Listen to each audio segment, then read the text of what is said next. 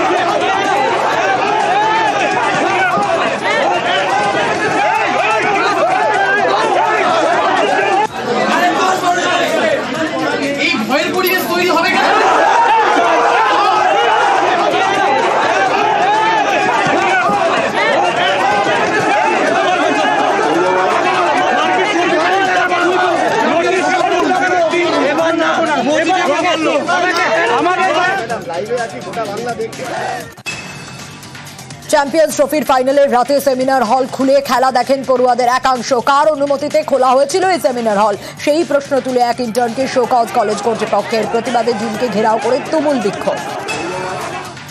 ম্যাচের জন্য পারমিশন চেয়েছিল, আমি বললাম লেকচার থিয়েটার শুধু একাডেমিক পারপাস জন্যই ইউজ হবে, তোমাদের আরো মাল্টিপারপাস হল আছে, উত্তরায়ণ আছে, সেইখানে তোমরা এক্সট্রা ক্যারিকুলার অ্যাক্টিভিটি করতে পারো। খেলা দেখাটা তো একাডেমিক পার্ট নেই স্যার। LT 400 খোলা হলো আর আমাদের এমনি লেকচার থিয়েটার বারবার নোংরা হয়ে যাচ্ছে, স্ক্যাভেঞ্জিং করাটা খুব ডিফিকাল্ট।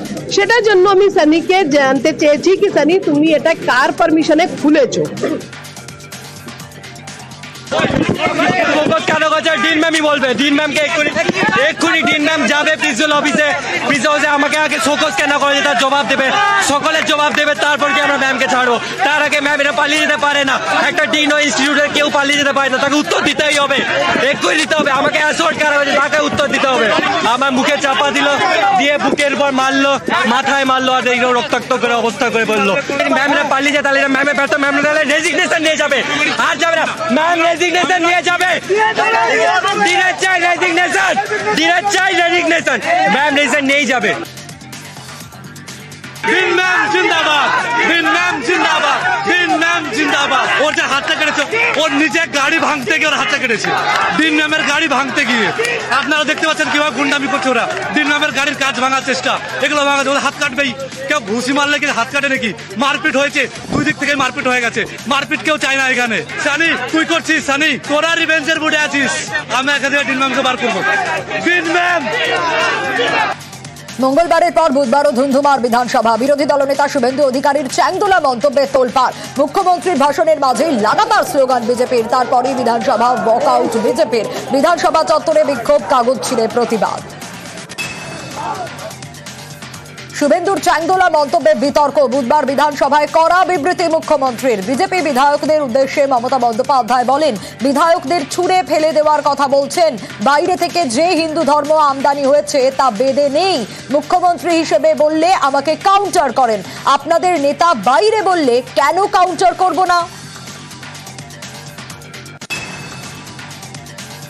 মঙ্গলবার শুভেন্দুর চ্যাংদোলা মন্তব্যে তুমুল বিতর্ক, যা বুধবার ঝড় তুলল বিধানসভায়।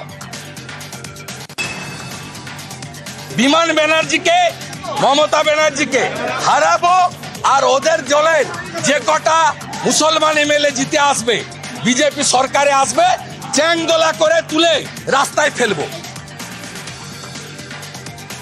কোনো এলওপি আজ অব্দি বলেনি, কোনো ভারতের কোনো অ্যাসেম্বলিতে বলেনি এরকম কথা। ডেমোক্রেসিতে এটা হয় না, এটা অ্যালাউ করা যায়। মমতা বন্দ্যোপাধ্যায়কে ধন্যবাদ জানাই, এক্সপ্লেন করেছেন ভালো করে, আর একটা নিন্দা প্রস্তাব নিয়ে আসছে আজকে। একটা কমিউনিটি সবকটা বিধায়ককে বাইরে খিচড়িয়ে ধরে ফেলে দিবে, এটা হতে পারে না ডেমোক্রেসি। তার চ্যাংদোলা মন্তব্যে বিতর্ক, বুধবার মন্তব্যের ব্যাখ্যা দিলেন শুভেন্দু অধিকারী, কেন বিরোধী দলনেতা এমন মন্তব্য করেছেন জানতে চাইবেন, বললেন বিজেপির রাজ্য সভাপতি সুকান্ত মজুমদার। আমি রেফারেন্স দিয়েছি শঙ্কর ঘোষ এবং মনোজ ওরাও মার্শাল দিয়ে ধাক্কা মারার প্রতিবাদ করেছে। 26-এর পরে যে নতুন বিধানসভা আসবে সেখানে হিন্দু তৃণমূলের কোনো এমএলএ আসবে না। তৃণমূলের যে কটা এমএলএ আসবে মুসলিম। শঙ্কর ঘোষ মনোজ ওরাওর সঙ্গে এই স্পিকার মার্শাল দিয়ে যা করেছে, কেবলমাত্র তৃণমূলের মুসলিম এমএলএ 26-এর পরে আসবে। তাই তারাও একইভাবে every action has it same and equal reaction. প্রত্যেক ক্রিয়ারই সমান এবং বিপরীত ধর্মী প্রতিক্রিয়া। শুভেন্দুবাবু কোন পরিপ্রেক্ষিতে কথা বলেছেন সেই বিষয়ে আমার জানা নেই। আমি ওনার স্টেটমেন্টটা এখনো শুনিনি বা ওনার সাথে আমার কথাও হয়নি। আমি ওনার সাথে কথা হলে পরে অবশ্যই ওনার কাছে জানতে চাইবো। নিশ্চয়ই ওনাকে কেউ উত্তক্ত করেছিল বা এই ধরনের কোনো বাজে কথা বলেছিল। বারবার যেভাবে ফ্লোরের মধ্যে, বিধানসভার ফ্লোরের মধ্যে সম্মানীয় বিরোধী দলনেতাকে এবং আমাদের বিধায়কদেরকে যেভাবে বারবার হেনস্থা করা হচ্ছে, বারবার তাদের সাসপেন্ড করা হচ্ছে, এটা আমার মনে হয় গণতন্ত্রের পক্ষে কাম্য নয়।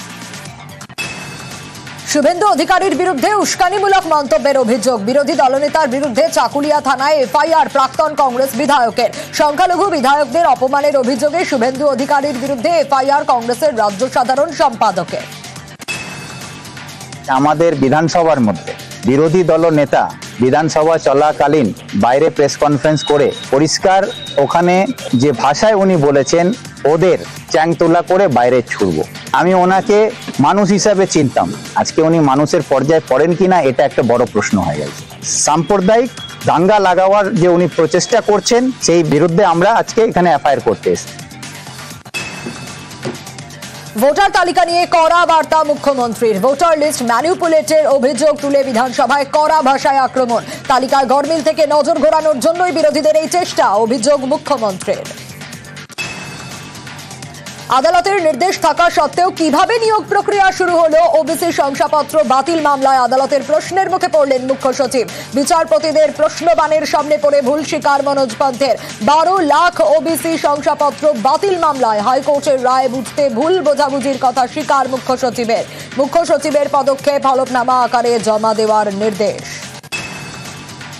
আজকে মুখ্য সচিব আজকে খুব স্পষ্টতই কোর্টের কাছে জানিয়েছেন যে আদালতের ইন্টারপ্রিটেশন বুঝতে তাদের ভুল হয়েছে, তারা আদালতের অর্ডার ট্রু লেটার অ্যান্ড স্পিরিটে ফলো করবেন। আর আমরা এটা জানিয়েছি কোর্টের কাছে যে 2010-এর পরে রস্টারটা সেটাসাইড হয়ে গেছে। 2010-এর আগের রস্টার আছে তো 2001 সালের, সেটা ফলো করতে তো কোনো বাধা নেই।